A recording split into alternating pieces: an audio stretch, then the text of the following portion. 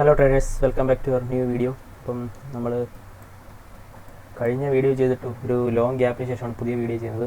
ഇപ്പം ഏകദേശം 20 ദിവസമായെന്ന് തോന്നുന്നു ലാസ്റ്റ് വീഡിയോ അപ്ലോഡ് ചെയ്തിട്ട്. വേറെ ഒന്നും കൊണ്ടല്ല, ഞാൻ സാധാരണ വീഡിയോ റെക്കോർഡ് ചെയ്യുന്നത് ഒരു 6 മണി 6:30 സമയത്താണ്. ആ സമയത്ത് മിക്കവാറും എന്തെങ്കിലും ഫോറക്സ് ട്രേഡ് അല്ലെങ്കിൽ ക്രിപ്റ്റോ ട്രേഡ് ഏതെങ്കിലും റണ്ണിങ് ആണെന്നുണ്ടെങ്കിൽ ആ ദിവസം ചിലപ്പോൾ വീഡിയോ റെക്കോർഡ് ചെയ്യാൻ പറ്റാതെ പോവുകയും പിന്നെ അത് കട്ട് ചെയ്യാനും ഒക്കെ ഇച്ചിരി സമയം ആവശ്യമുള്ളതുകൊണ്ട് ആ സമയത്ത് അതിന് വീഡിയോ റെക്കോർഡ് ചെയ്യാറില്ല. ചിലപ്പോൾ റെക്കോർഡ് ചെയ്താൽ പോലും അത് എഡിറ്റ് ചെയ്തിട്ട് അപ്ലോഡ് ചെയ്യാനുള്ള ഒരു സമയം കിട്ടാറില്ല. അതുകൊണ്ടാണ് കുറച്ച് നാളായിട്ട് വീഡിയോ പെൻഡിങ് ആയിട്ടുള്ളത്. അപ്പം ഇനി സമയം പോലെ വീഡിയോ അപ്ലോഡ് ചെയ്യാനായിട്ട് ശ്രമിക്കുന്നതായിരിക്കും. ഓക്കെ, അപ്പം നമുക്ക് ഇന്നത്തെ വീഡിയോ എടുക്കാം.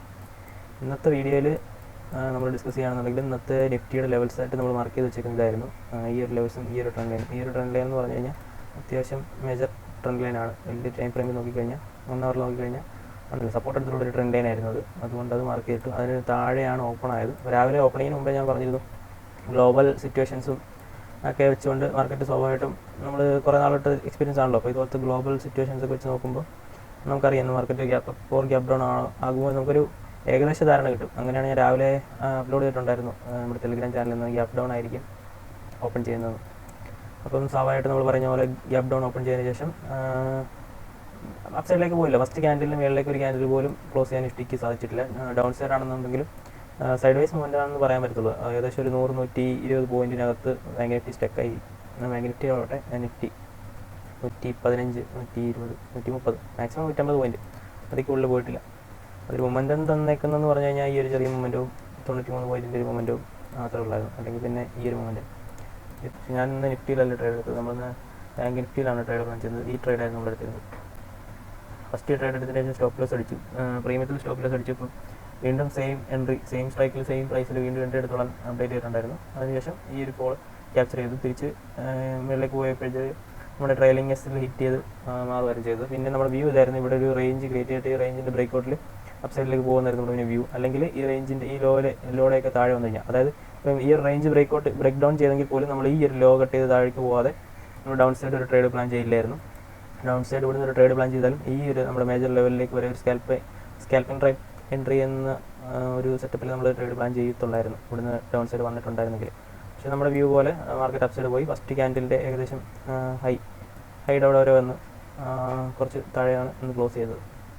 ഇപ്പം ഇന്ന് പ്രത്യേകിച്ച് വേറെ ട്രേഡ്സ് ഒന്നും എടുത്തില്ല. ഈ ഒരു ട്രേഡ് മാത്രമേ എടുത്തിട്ടുണ്ടായിരുന്നു. ബാങ്ക് നിഫ്റ്റിയിലെ ഈ ഒരു ട്രേഡ് മാത്രമേ എടുത്തിട്ടുണ്ടായിരുന്നു. പിന്നെ ഞാനാണെന്നുണ്ടെങ്കിൽ ഇപ്പം നിലവിൽ ഇന്ത്യൻ മാർക്കറ്റിനെക്കാട്ടി കൂടുതൽ ആക്റ്റീവായിട്ട് ട്രേഡ് ചെയ്യുന്നത് ഫോറക്സിലും ക്രിപ്റ്റോയിലുമാണ്. അതുകൊണ്ട് ഇന്ത്യൻ മാർക്കറ്റിൽ അധികം അഗ്രസീവായിട്ടുള്ള ട്രേഡ്സ് ഒന്നും ഇപ്പോൾ പ്ലാൻ ചെയ്യാറില്ല. മാത്രമല്ല മാർക്കറ്റിൻ്റെ കണ്ടീഷനും അത്ര ഒരു എന്താ പറയുക ബോറിംഗ് ലെവലിൽ നിന്ന് അങ്ങോട്ട് മാറിയിട്ടില്ല.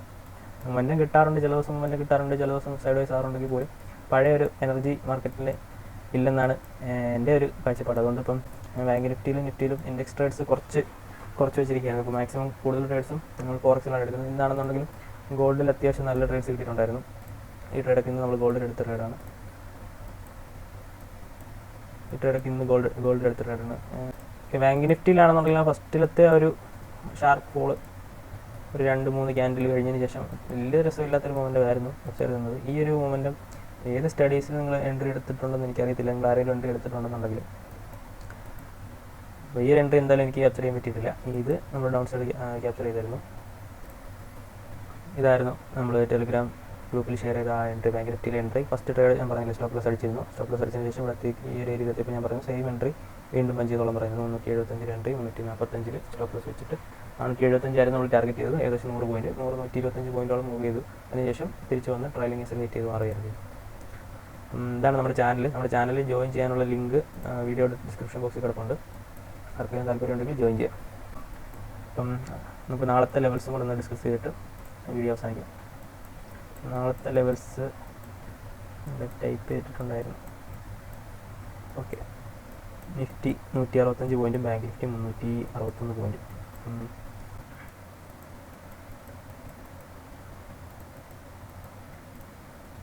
ക്ലോസിങ്ങിൻ്റെ അവിടെ 165 പോയിൻറ്റ് 165 എന്ന് പറയുമ്പോൾ ഏകദേശം ഇവിടെ ഒരു ഹൊറിസോണ്ടൽ ലൈൻ മാർക്ക് ചെയ്യുന്നു.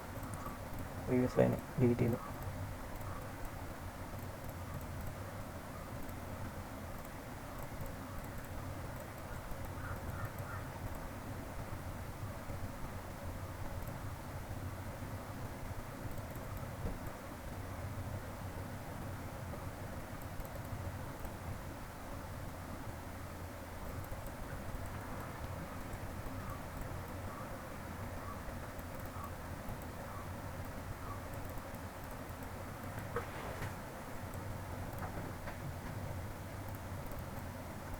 നമ്മൾ 50% ലെവലും കൂടെ മാർക്ക് ചെയ്താൽ ക്ലോസിങ്ങിൻ്റെ അപ്പും ഡൗൺ മാർക്ക് ചെയ്യുമ്പോൾ കറക്റ്റായിട്ട് മാർക്ക് ചെയ്യണം. ബാങ്ക് നിഫ്റ്റിയിലാണെന്നുണ്ടെങ്കിൽ 361 പോയിന്റ്.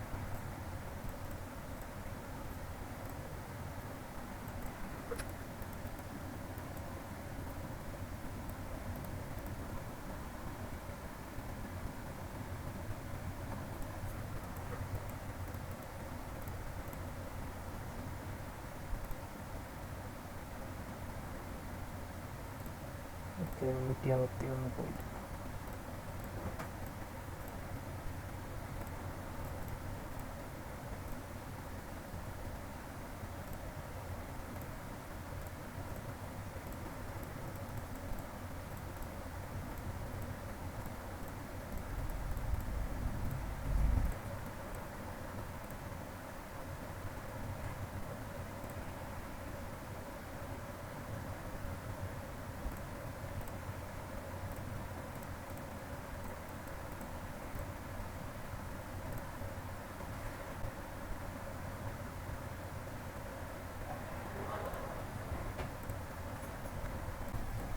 ഓക്കെ, അപ്പോൾ ബാങ്ക് നിഫ്റ്റിയിൽ ഈ ലെവൽസൊക്കെയാണ് നമ്മൾ നാളത്തേക്ക് വേണ്ടി വാച്ച് ചെയ്യുന്നത്.